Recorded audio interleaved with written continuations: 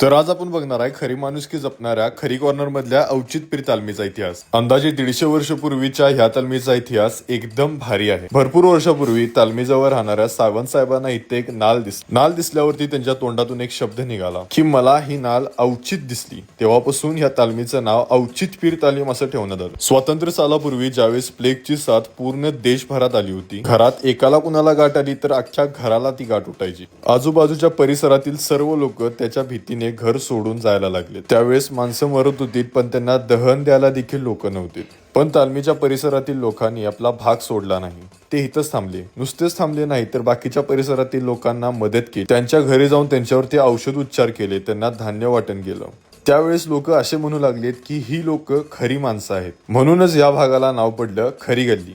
कोल्हापुरातले सुप्रसिद्ध बाबूराव पेंटर, रवींद्र मिस्त्री, केशवराव भोसले, अलाद्या खानसाब असे बरेच शिल्पकार ह्याच भागातले होते। कोल्हापुरातली पहिली शाळा स्थापन करणारे दौलतराव भोसले पण ह्याच भागातले। मित्र परिवार या नावाने औचित्यपीर तालमीची फुटबॉल टीम सुद्धा होती। गणपतीच्या मिरवणुकीबद्दल बोलायचं झालं तर कोल्हापुरात सगळ्यात पहिला इंटरनॅशनल डीजे हा आपल्या औचित्यपीर तालमीने आणला। खरी माणुसकी जपणाऱ्या औचित्यपीर तालमीचा इतिहास तुम्हाला कसा वाटला कमेंट करून नक्की मला सांगा। नेक्स्ट कोणत्या तालमीचा इतिहास बघायला आवडेल हे पण कमेंट करा।